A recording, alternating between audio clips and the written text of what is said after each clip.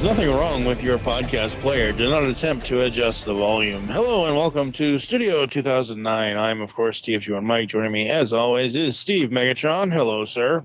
Hello. 7 episodes. Have we made it yet? No. I don't know.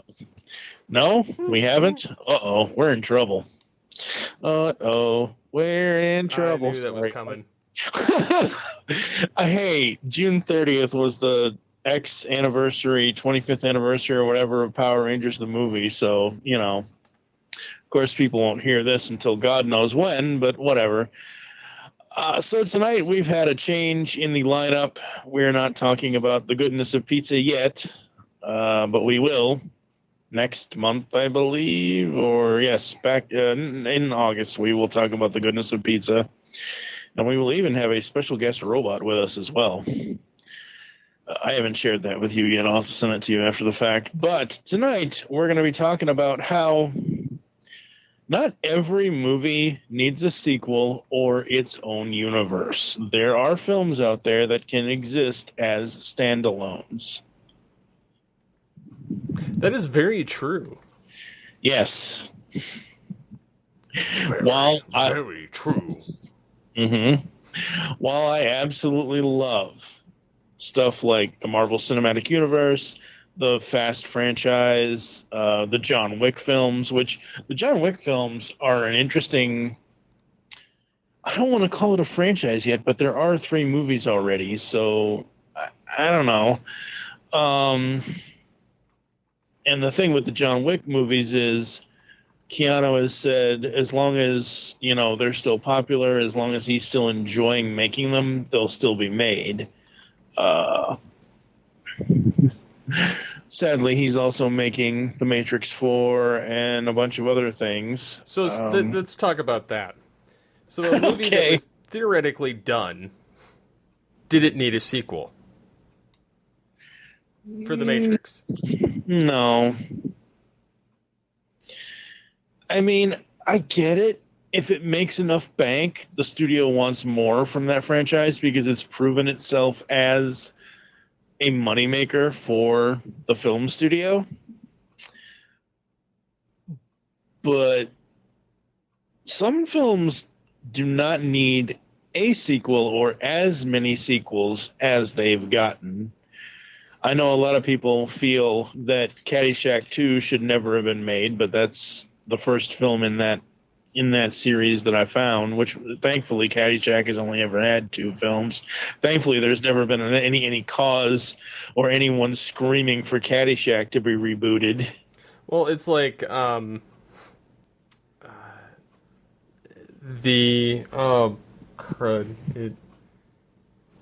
the Dumb and Dumber films did not need sequels or a prequel.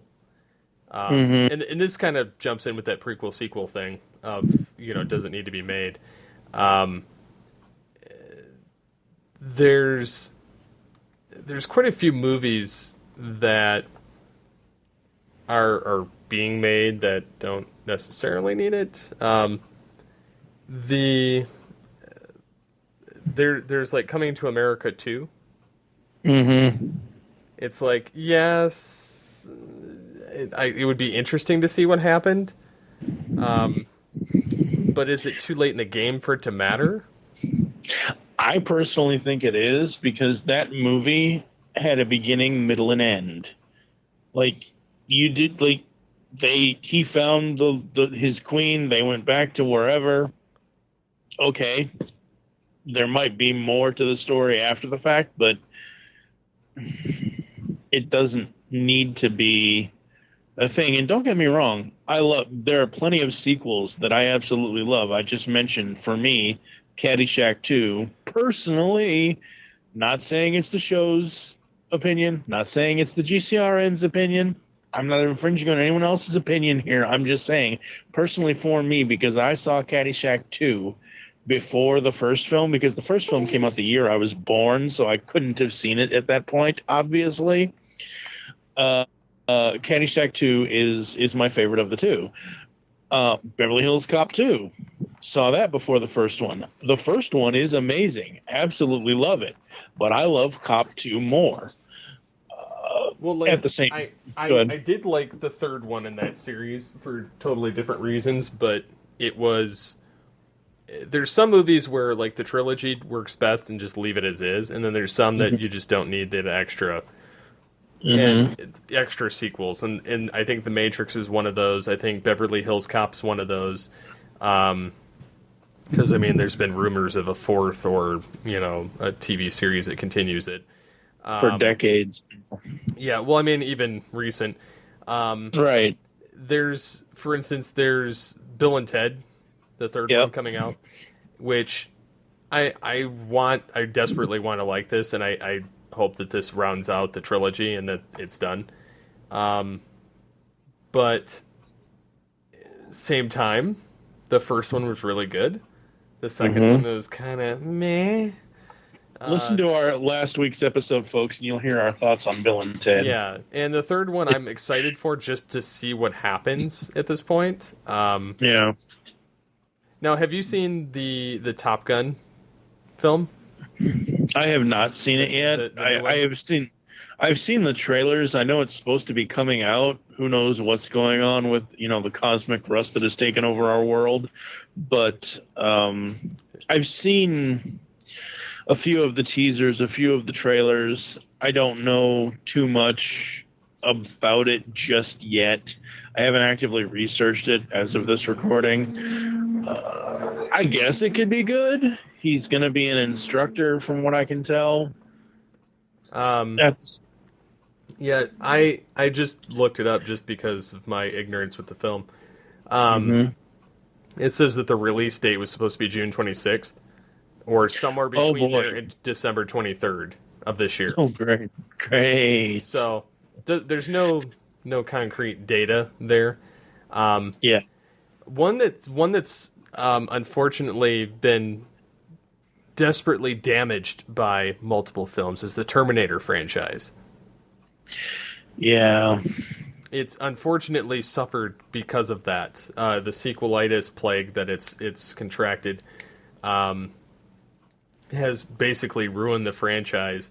Yes, the recent one, Dark Fate, wasn't that bad because it kind of took where T2 left off and took from there and basically wiped out Terminator 3, 4, and the reboot. Yeah, I didn't mind Genesis. I kind of liked that because, again... It was a different twist. Right, different twist. And the Terminator franchise was, again, another one that I never really... I saw T2 before I saw the first film. So T2 was my entry point to that franchise. It took me a long while to ever see Salvation. And T3 was not the greatest, but it wasn't the worst. The whole thing with releasing of sequels, whether they succeed or not, is, for me, it's more of... If you look at Back to the Future came out 35 years ago this year. And when it came out, it only took them 4 years after the fact. Yeah, 85 to 89. Yeah, 4 years. 89 and 90, 2 and 3 were filmed back to back. And then were released in 89 and 90. I'm not saying every film should do that, but if you're going to set up a trilogy, set up a universe, or whatever you want to do, 2 years or less, I would think, in between releases, instead of 3 years, 4 years. Let's see, 87 to 94. So that's... whatever it is, that's like, as much as I do enjoy parts of Beverly Hills Cop 3, 1994 was way too late for that, for me. I was 14 at the time.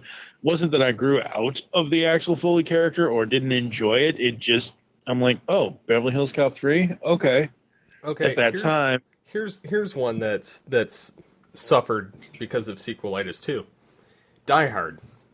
We got the first one in 88, second one in 90. There was a 5-year gap for the third one, which again was good, but it seemed almost like a rehash of the first one in a different area. Right. And then, well, that's because the first and the third were the brothers, the Simon brothers, the Gruber brothers. Yeah. So first and third, I do enjoy. So. I do enjoy those. The second one was not very good because it was trying too hard, trying harder. So the fourth film, I enjoyed that for what it was, and although it was a 12-year gap. Yeah. And logically, that should have been the last one. Yes, it should have been. We did not need Die Hard in Russia. With six years later, and it was basically throw anybody in this movie, and it would just be a generic action movie. It didn't even feel like a Die Hard film.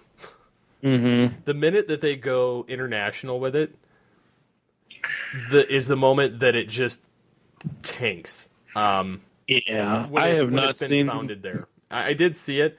There was speculation that there was going to be a new film called McClane, which would be more of a prequel to the original Die Hard and a continuation, like a prequel and a sequel, because they would have somebody play young McClane as a cop screwing something up and dealing with the consequences as, a senior citizen. Because that's more or less what he is at this point. So I don't know, like that one, they had talked. It was written in 2016, but Disney's got their hands in it now, and it's never going to get released, which is probably good. Yeah. So there are some other movies though that I'm going through the IMDb list of possible upcoming movie sequels. Right. There's Avatar 2. Yeah. Which I didn't get the whole like unobtainium part of it. Like, and I understood why people saw it in the theater because it was like this new 3D element that people weren't used to, and this new CG. And the movie theaters were jam packed that year in 2009. That being said, they're slating the second one to come out in 2021, and he's got like this whole 5-film idea of what he wants to do. And honestly, I think it's kind of past that point of people giving a rip. Because it's at this point it's 12 years.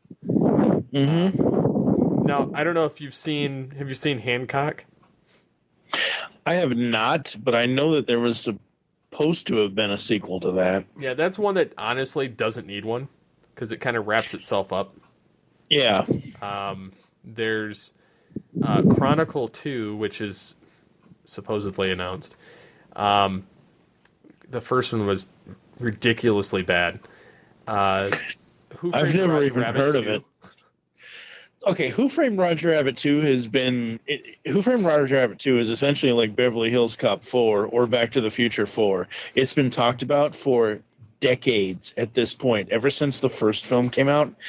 Who Framed Roger Rabbit is a live-action animation masterpiece. It has a beginning, middle, and end. It does not need a prequel. It does not need a sequel. There's nowhere for you to, especially now, because Bob Hoskins is no longer with us. Well, and I know that every time that this comes up, either Robert Zemeckis or Bob Gale or whomever, mostly Zemeckis in the case of Roger Rabbit, comes up and says, nope, not interested, not this, not that. And just because the original director isn't interested doesn't mean that Hollywood won't be stupid and just try to find somebody else to do it. What's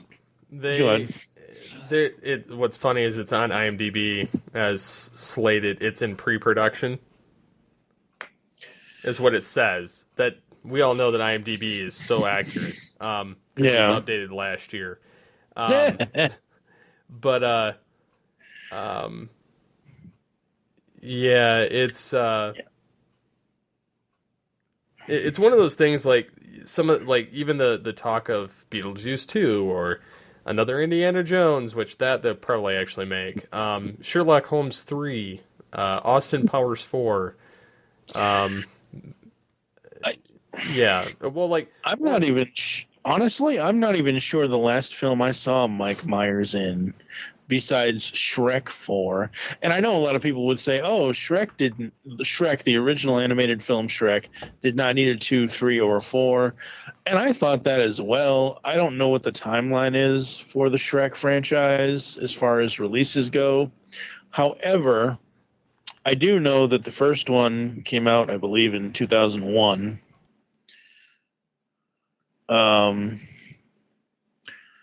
And it wasn't, did we expect it? Nah, whatever. It got a sequel. I thought by the third film it was fine and done. I actually didn't even see the fourth film until like way long after it hit release. So, but the Shrek films weren't like, they had a continuation. They continued the story. It worked. There's some that try to continue the story that don't work. And again, this is specifically an animated thing. Like they even did a special Shrek the Halls kind of thing. But honestly, past Shrek Forever After, I'm looking at Mike Myers's IMDb, and I have not seen him in anything since then. He was on the Gong Show for 10 episodes in 2017.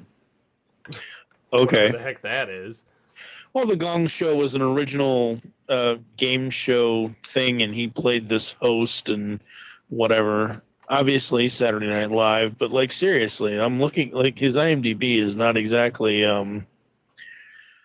Apparently, he has an untitled Netflix project coming up. Oh no! Please do not turn him into another Adam Sandler for Netflix.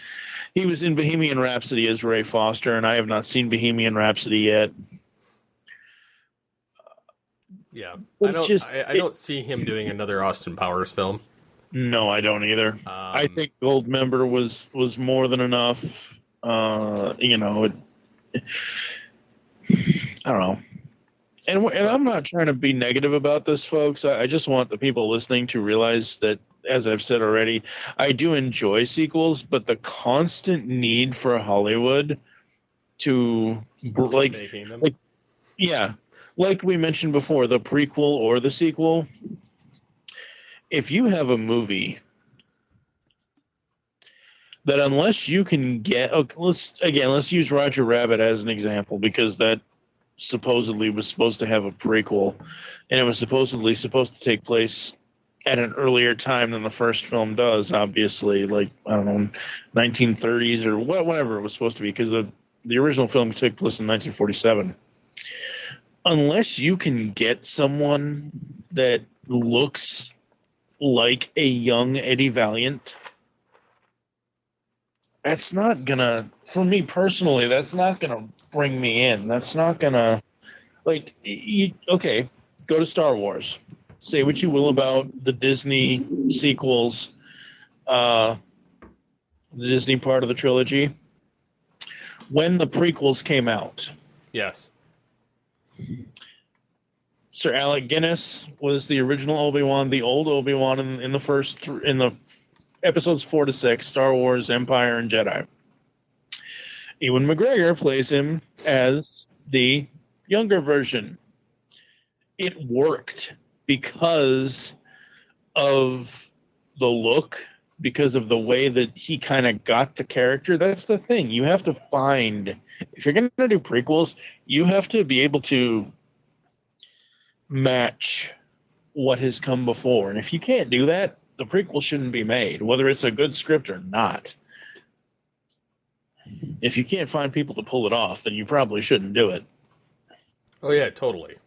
Yeah, and the other funny part is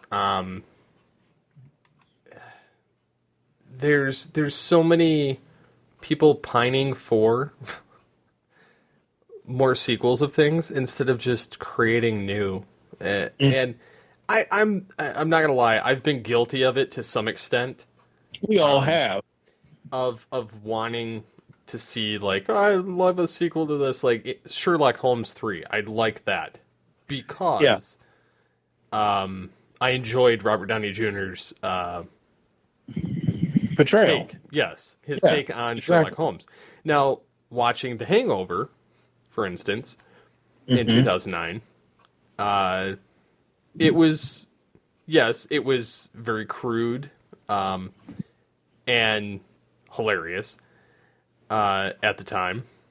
But then instead of just letting things be, they couldn't do it. They had to make another one. And yet another one after that. So they had the second one, which is 2 years after. Instead of in Vegas, they're in Thailand. And that one was just ridiculous. And then they go to the third one, and then it's, which I don't even remember seeing the third one. But yeah, it was just, honestly, like, some of these movies don't need more. Pirates of the Caribbean, I felt like that trilogy was good. Yes, did I enjoy the other ones? Yeah, the fourth one was kind of stupid. And then the fifth one wrapped it all up. Like, so a lot of the storylines with the characters. And so, but again, there's so many different series where we don't necessarily need more. Because usually they get progressively worse. Because it will always pale in comparison to the original. In most cases. Right. Okay, so take an actor that I love certain films of his. I know not everyone likes this actor because, this actor is so over the top. Nicolas Cage. I like him. I like him in certain films. There are a lot of films of his that I don't watch, but okay. In 2000, he did two films that I absolutely adore. The Family Man, which was him with Don Cheadle and Téa Leoni, and they did this whole... A glimpse of what his life would have been had he become It's kind of like this whole It's a Wonderful Life kind of thing, sort of. Opposite, exactly. Yeah, so I love that film. That film has a beginning, middle, and end. And I will never, even though I've repeated that phrasing on this episode so many times at this point, I will never not be saying that, because films can have a beginning, middle, and end. And at the end of that film, you see them meeting up and seeing what may or may not happen. If it happens, it happens. But right now, that film is celebrating 20 years this year since it's released. I can watch that film, go into it, enjoying it, come out of it at the end of it, and be like, that was a satisfying, full experience for me. Gone in 60 Seconds, another Nicolas Cage film that I absolutely love, even though it's a remake of the original film from 60s. I forget off the top. I'm not looking at what year the original Gone in 60 Seconds came out. Even though it's a remake, I enjoyed that film. There has been talks for a Gone in 60 Seconds 2 that was supposed to come out this year for years now. I think it's too, I don't want to say it's too late, but it's been too long. And that film for me lives on in infamy, not just because of Nicolas Cage, but because of the star-studded actors and actresses that they had in that. Angelina Jolie, Robert Duvall, Delroy Lindo is in that. Chi McBride is. Chi McBride his character has one of my favorite lines in that movie. He goes, You try to steal it. I forget. I love the line, and I can't say it to pull it off. Is he goes, "Oh, you pull a gun on somebody? Any asshole can pull a gun on somebody. You don't know the first thing about stealing a car." I'm paraphrasing because I don't have it pulled up, but just the way he said it with the attitude that he said it, he's such a great actor. But that film is something that, like, again, another thing that came out 20 years ago this year, something we'll be talking about in a couple of weeks on this podcast, Titan AE. You look at Titan AE, that has a beginning, middle, and end. At the end of it, they're on Planet Bob or New Earth or whatever you want to call it. Do we need another Titan AE? No, because that film, for me personally, is enjoyable from beginning, middle, and end. That I'm like, oh, okay. They're at the beginning of the movie, their planet got destroyed by these energy beings. At the end of the movie, the Titan ship created a brand new Earth. All right, got it. They got their planet back. No more need of any other story because that is the story. Yeah, well, like, let's say, for instance, like, Speed. The first film was good, and the second film was dog snot. Enough that most of the original team didn't come back. Yeah. It did not need... no. And, yeah. Thankfully, Keanu is not so gung-ho on trying to do a Speed sequel 20, 30 years after the fact. But Bill and Ted... Okay, well, they're older. Like, I can't see an old Jack Traven and Annie, what's her name, Sandra Bullock. I can't see an old, but Bill and Ted, they've been through time. They've done all this stuff. They have time travel on their side.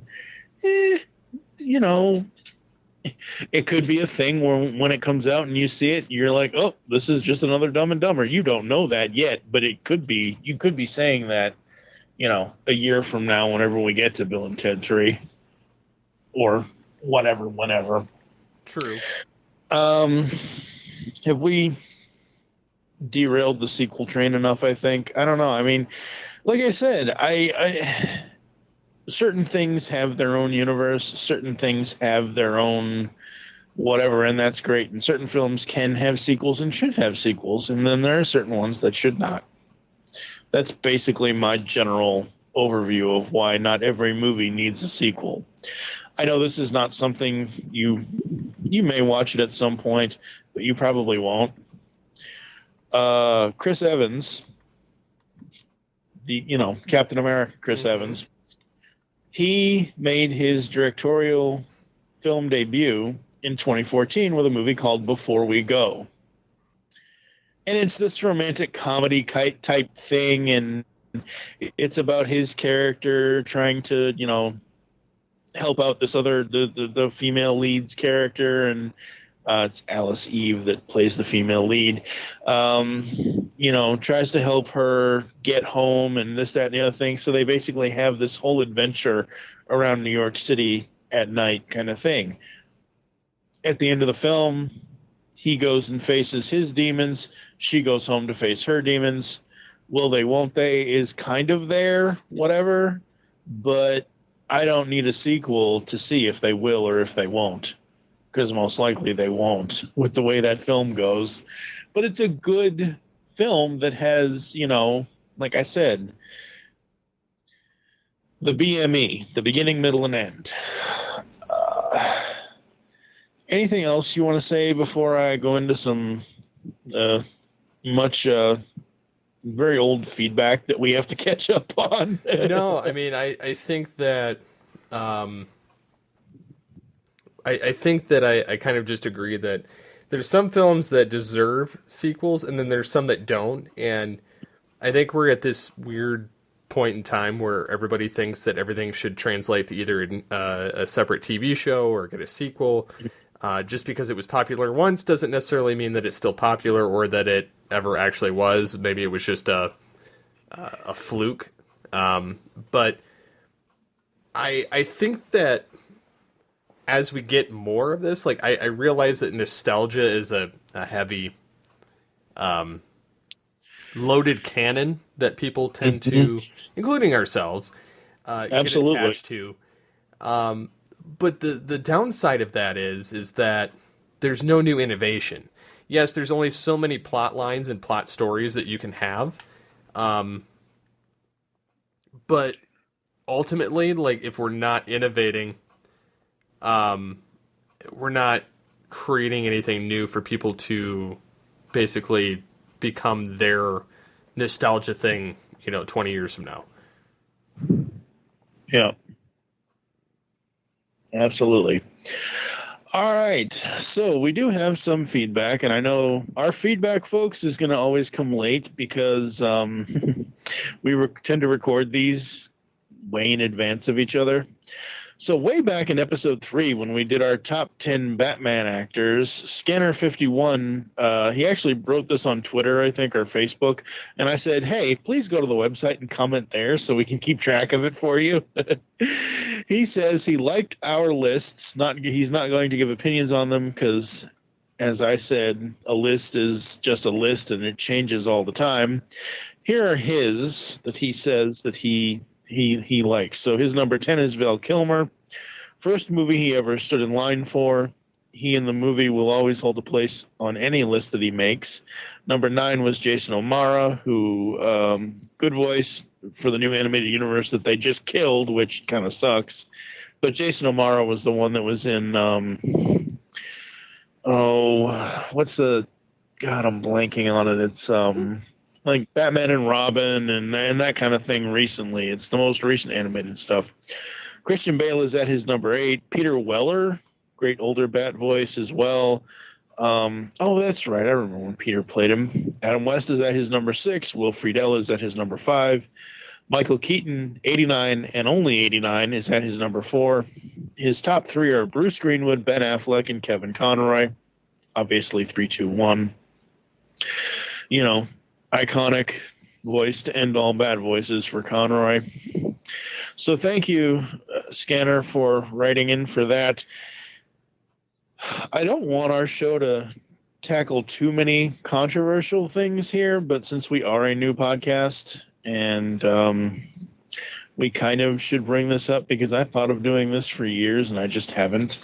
Scanner said, as of this recording, this was 5 days ago, podcasts who only answer Patreon questions are not favorites. Thanks at Geekcast Radio, among others I listen to, for not doing that and wanting to interact with your listeners. Somebody, not going to say who, hashtag not sellouts on the GCRN. Yeah, I've thought about doing a Patreon thing before, for TFG1, for the just overall Geekcast Radio. I think at one point you even set one up at one point for GCR, but whatever. It's either near here or there. I like Patreon. I like it in certain aspects if I'm getting content that I can't get anywhere else or that creators aren't going to offer it anywhere else. But I've never... Patreon, when I first found it, was a tip jar.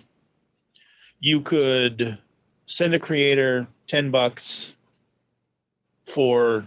you still have the tiers that they have, but if you wanted to send for the $10 tier to get the reward or whatever it is, you sent it in once. It was a once in a thing. Now it's like, hey, would you like to pay this person $10 a month? I don't think anybody's going to pay me $10 a month for the stuff I create. I just don't think. I don't think I could offer enough. Okay, sure, early access. I would only ever charge anyone early access if, maybe $1, because half the time I put the shit out early anyway. Anyone who has followed us for the last 11 years, if you really are paying attention, if you really have any of our shows on your podcatching clients, whether that's Apple Podcasts, Google, Spotify, whatever, if you ever see an episode of, say, All Things Transformers or Tooncast or The Pull Bag, if you ever see it before the day it's supposed to be actually out, that's because I publish it early on Spreaker, so I can get the file to put and make sure it's right in our back end for the website. So I'm usually publishing a day early anyways, half the time. Anyone that doesn't want to, just the fact of anyone that doesn't want to interact with your listeners without your listeners having to pay you, that's kind of douchey. Yep. No, I kind of get that. I'm not a big fan of it, so.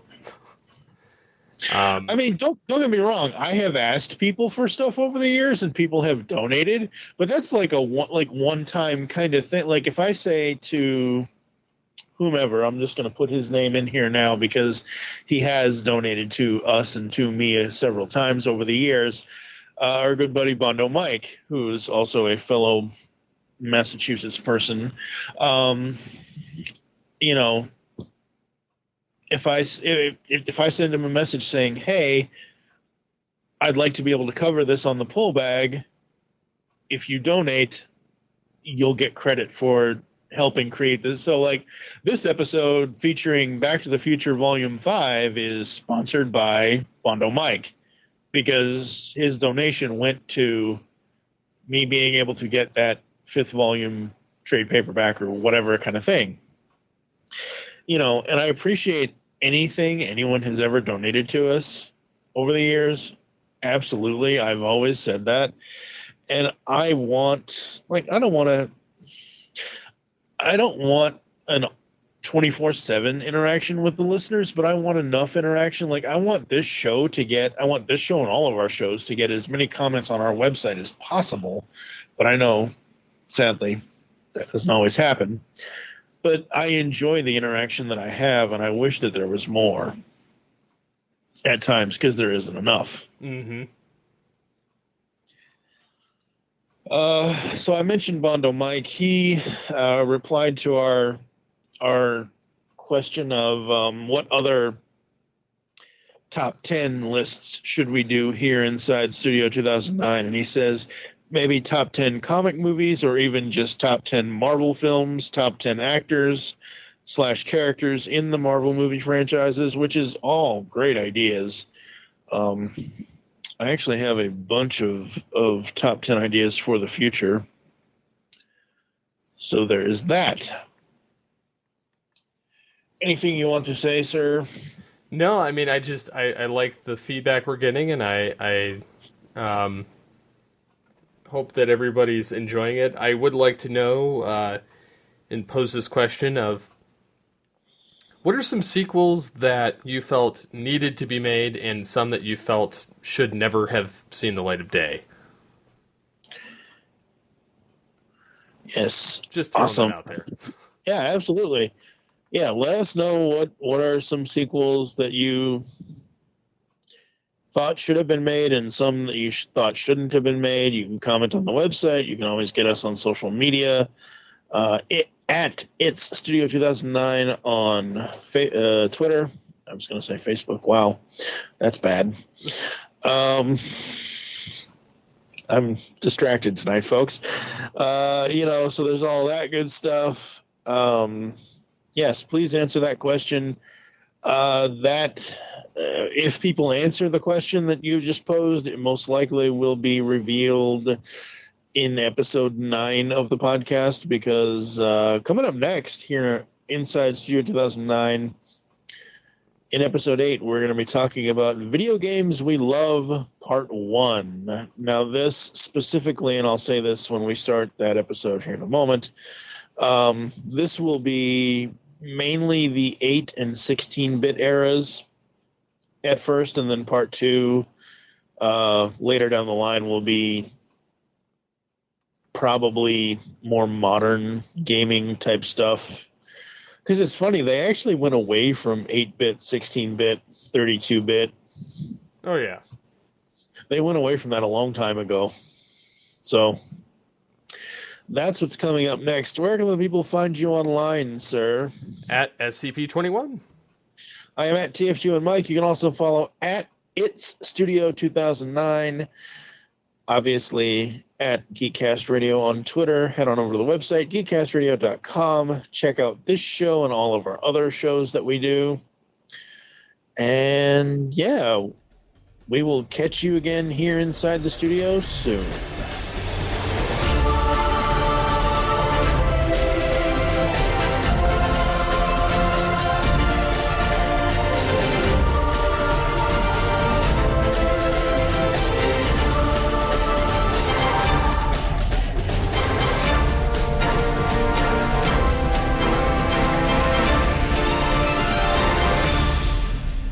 In a world, there, I said it, happy.